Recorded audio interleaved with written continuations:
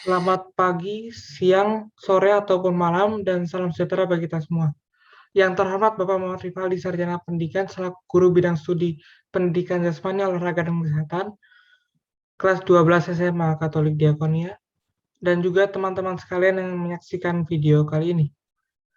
Pada kesempatan kali ini, izinkan saya untuk membuat sebuah video yang mempresentasikan dan memaparkan mengenai faktor-faktor kesalahan dalam melakukan sebuah olahraga.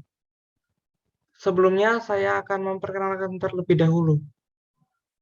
Saya Risa Thomas dari kelas 12 IPS SMA Diakonia. Perlu diketahui bahwa video ini dibuat untuk menunjang penilaian akhir semester ganjil SMA Katolik Diakonia. Nah, teman-teman sekalian, sebelum melangkah lebih jauh pada materi atau pada pemaparan materi, izinkan terlebih dahulu saya akan memaparkan mengenai peta konsep yang ada. Nah, di dalam pemaparan materi kali ini, saya hanya akan membahas dua materi. Satu sebagai materi penunjang dan tentu satu lagi sebagai materi pokok, yaitu mengenai kebugaran jasmani dan faktor-faktor kesalahan dalam melakukan sebuah olahraga itu sendiri. Mengapa kebugaran jasmani? Karena kita tahu faktor-faktor kesalahan dalam melakukan sebuah olahraga adalah bagian dari materi kebugaran jasmani. Sekarang, marilah kita langsung masuk pada materi atau pemaparan materi yang dimaksud. Yang pertama, mengenai kebugaran jasmani itu sendiri. Nah, yang di sini akan dipaparkan adalah definisi, kemudian mengenai unsur-unsur kebugaran jasmani itu sendiri. Teman-teman, kita mengetahui bahwa kebugaran jasmani itu ialah sebuah kemampuan seseorang atau kemampuan tubuh seseorang untuk melakukan suatu aktivitas jasmani, tetapi tanpa merasakan kelelahan yang berlebih dan atau masih mempunyai tenaga untuk melakukan aktivitas berikutnya. Kita juga mengetahui ada 10 unsur kebugaran jasmani itu sendiri, yaitu kekuatan, daya otot, kelincahan, keakuratan, kemudian ada yang namanya kecepatan, ada pula yang namanya reaksi, dan ada pula kelincahan,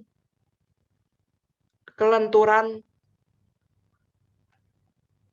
dan masih ada yang namanya keseimbangan. Dan terakhir, koordinasi. Nah, teman-teman sekalian, perlu diketahui bahwa ke-10 unsur dari kebugaran jasmani ini saling terkait dan tidak bisa dipisahkan antar satu sama lain.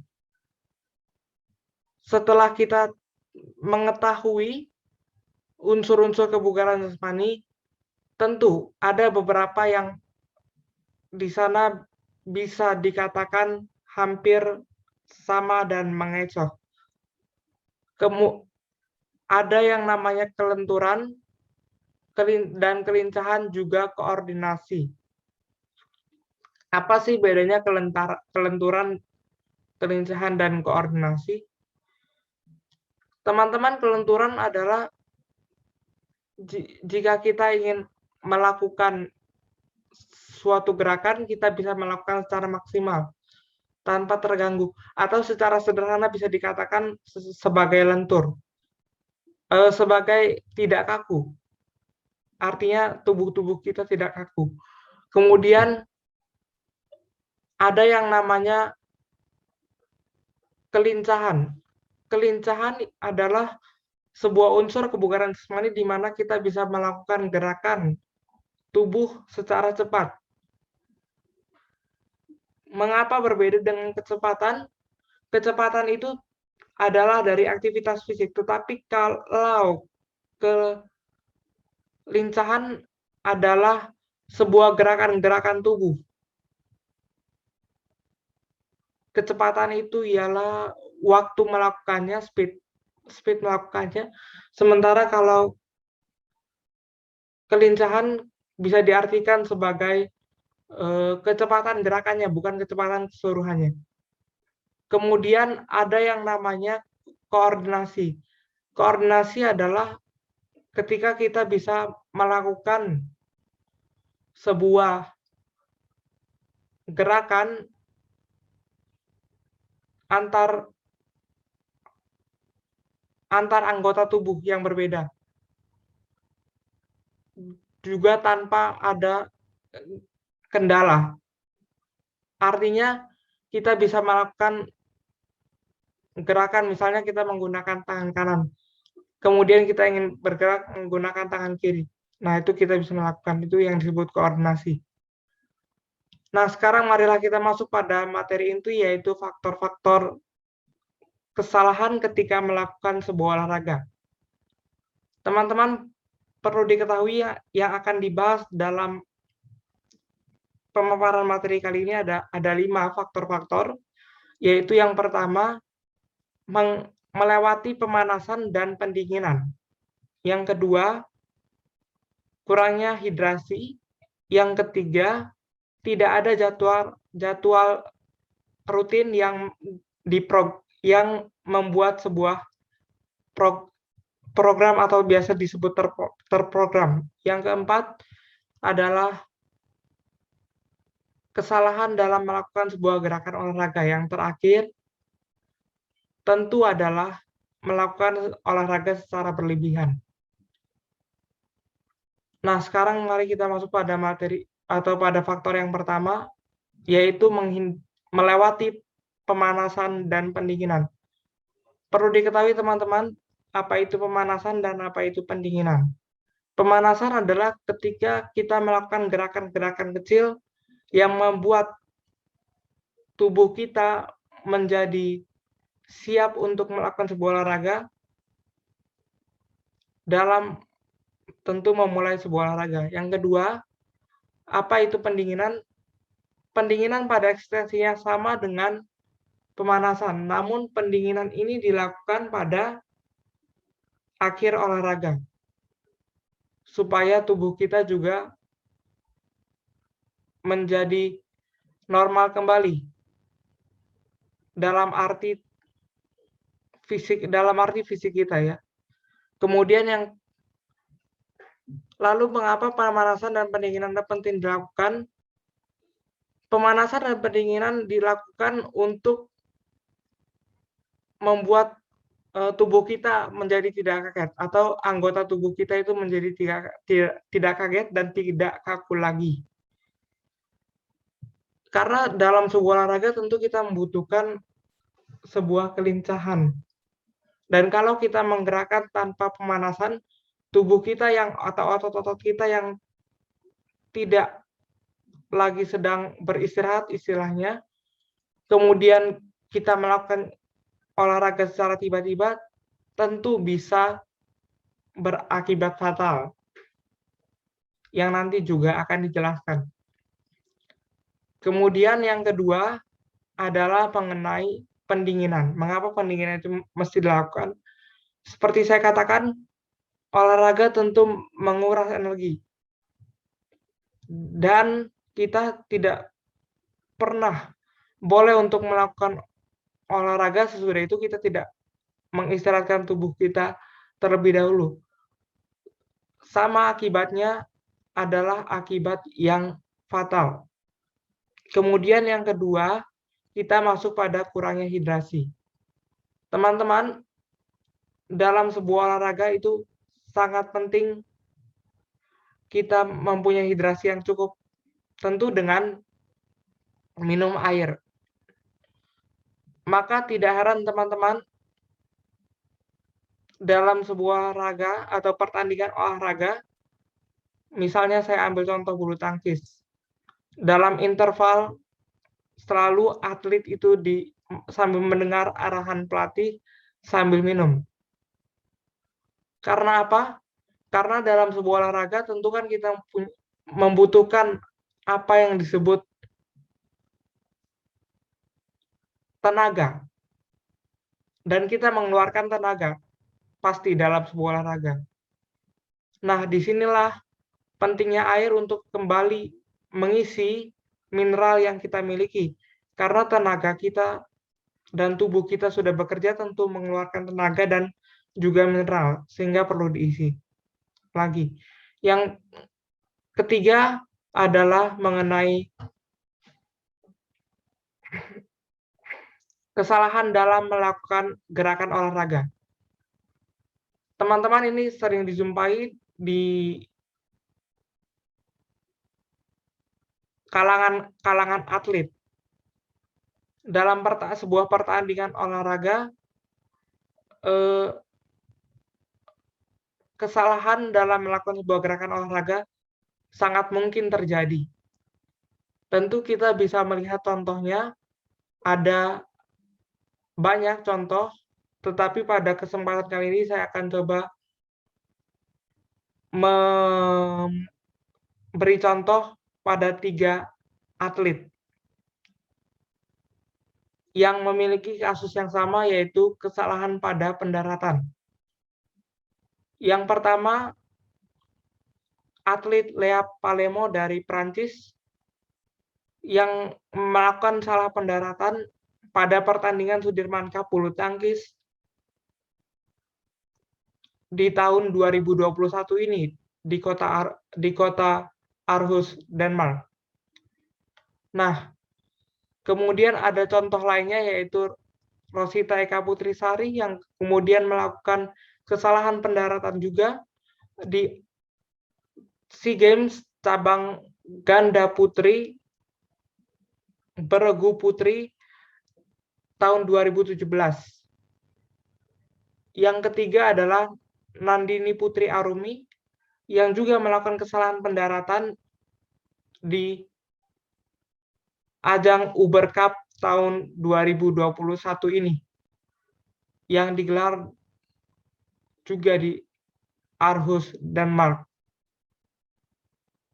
Kemudian, apa bahaya dari melakukan kesalahan dalam gerakan olahraga?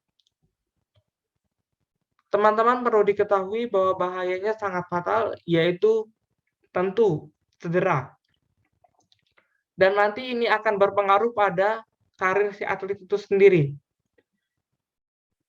Karena dengan cedera itu, atlet harus kembali beristirahat sejenak dari lapangan olahraga. Dan ketika kembali, tentu ia tidak bisa langsung merasakan performanya seperti yang sebelum dilanda cedera.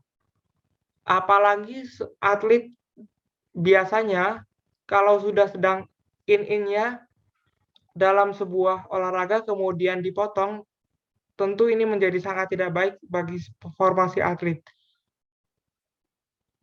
Teman-teman, kita bisa melihat contohnya sederhana dari seorang Rosita Eka Putrisari yang sebelum mengalami cedera adalah peringkat 15 ganda putri dunia bersama Della Destira Haris waktu itu.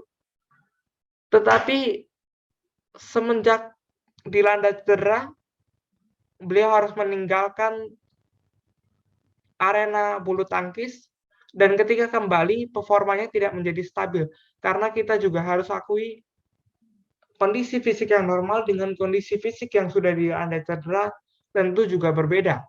Yang keempat adalah mengenai olahraga yang tidak terprogram. Teman-teman perlu diketahui, kita melakukan sebuah olahraga tentu tidak bisa seenaknya. Oh, pada hari ini saya mau olahraga nih, lalu saya melakukan olahraga. Kemudian, oh besok saya nggak mau melakukan olahraga, jadi saya nggak usah melakukan olahraga. Nah, teman-teman, rutinitas dalam sebuah olahraga itu penting, sangat penting, karena dengan sebuah rutinitas, otot-otot kita juga akan menjadi lentur dan sudah terbiasa dan semakin fleksibel. Karena pada hakikatnya ketika kita tidak melakukan olahraga, otot kita itu menjadi kaku kembali. Dan ketika kita ingin mulai olahraga kembali, tentu kita harus memulai dari nol. Jadi, kalau kita melakukan olahraga itu, agar kaki kita terus fleksibel, tentu kita harus melakukannya secara rutin. Karena kembali, kelenturan atau fleksibilitas otot itu harus dilatih secara konsisten. Tidak bisa putus nyambung, sederhananya begitu. Karena pada akhirnya juga akan kaku lagi. Yang berikutnya ialah mengenai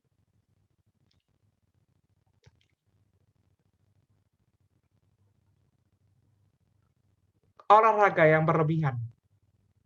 Teman-teman sekalian, ini paling sering dilakukan oleh orang awam.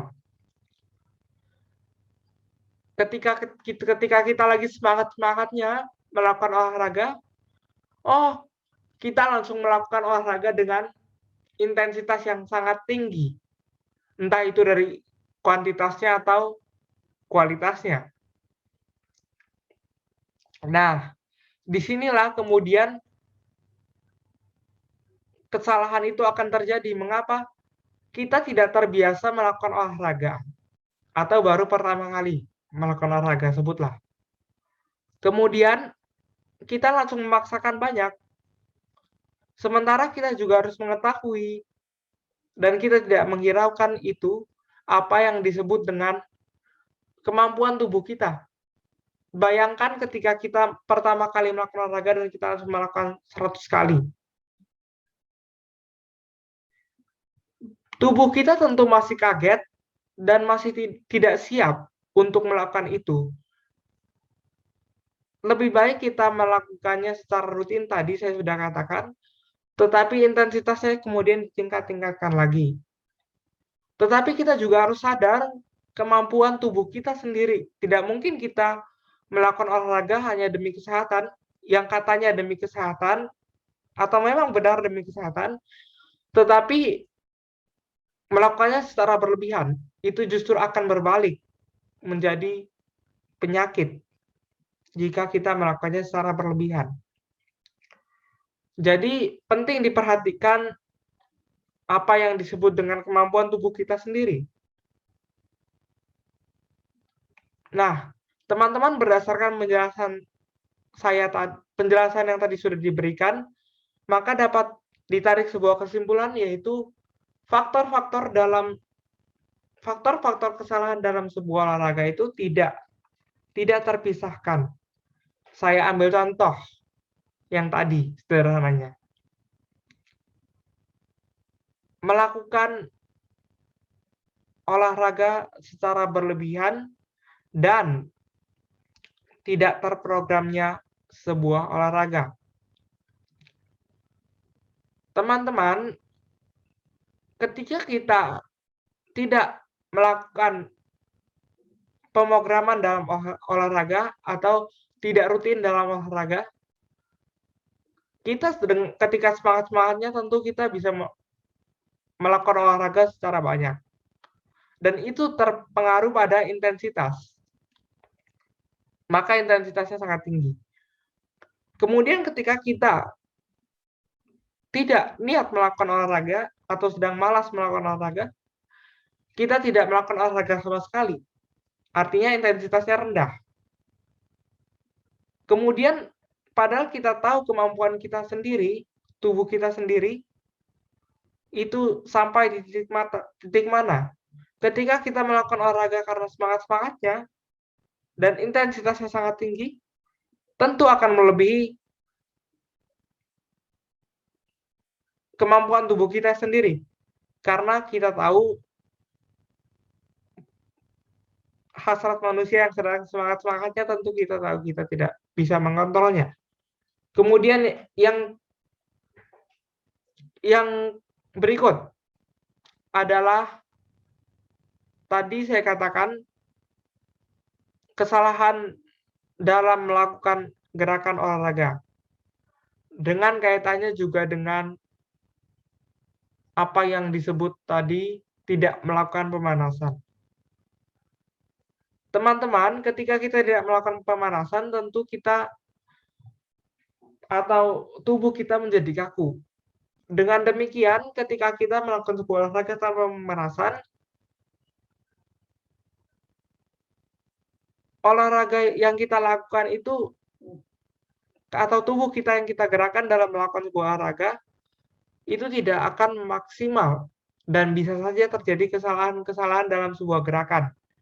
Nah, disinilah kemudian kesalahan dalam sebuah gerakan olahraga itu bisa terjadi karena ketidaklenturan kaki kita atau tubuh kita akibat tidak dilakukannya pemanasan. Akibatnya jelas, yaitu cedera. Yang tadi sudah saya jelaskan juga. Nah, jadi teman-teman, inilah perlu diperhatikan. Kita boleh melakukan olahraga, tetapi juga kita harus perhatikan apa yang menjadi ketentuan-ketentuan atau tata cara normal dalam melakukan olahraga. Artinya pemanasan itu jangan lupa kita lakukan, kemudian kita juga harus minum yang sudah saya jelaskan, karena pada saat melakukan olahraga itu tenaga kita akan keluar. Dan ketika kita lagi mengisi, tentu kita akan kelelahan. Dan ingat teman-teman, ketika kita melakukan olahraga tanpa juga memperhatikan kaidah-kaidah yang berlaku, itu justru akan berbalik pada penyakit yang awalnya memang tujuan olahraga itu ialah kesehatan. Mengapa misalnya kita tidak melakukan atau tidak minum dalam sebuah olahraga? Kita akan kekurangan hidrasi, bahkan kita akan kelelahan dan sampai pingsan. Dan kita dapat menemukan sebuah penyakit yang bisa kita sebut sebagai penyakit dehidrasi atau kekurangan air. Kemudian, ketika kita melakukan olahraga secara berlebihan, tentu kita akan merasakan kelelahan. Dan otot-otot kita akan menjadi tegang dan kaku. Nah, dari kelelahan inilah kemudian akan muncul penyakit-penyakit. Mulai dari yang ringan seperti batuk, kemudian pilek, dan bahkan cedera itu yang tadi sudah saya katakan, yang bisa sangat mengganggu fisik kita.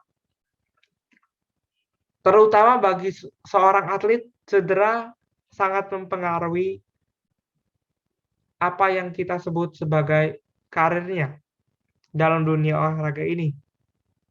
Jadi, teman-teman, mari mulai dari sekarang kita berolahraga dengan memperhatikan kaidah-kaidah yang berlaku. Tentu dengan melakukan pemanasan, juga jangan lupa melakukan pendinginan, juga coba siapkan minum dan istirahat jika diperlukan, atau ketika tidak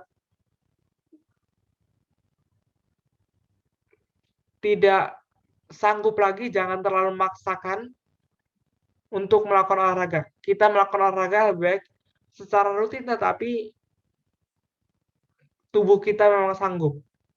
Atau secara sedikit-sedikit saja, tetapi kita rutin. Meningkatkan juga, nanti lama-lama meningkat. Itu lebih baik daripada kita langsung jebret, langsung masuk pada olahraga dengan intensitas yang tinggi. Demikian teman-teman materi yang saya sampaikan.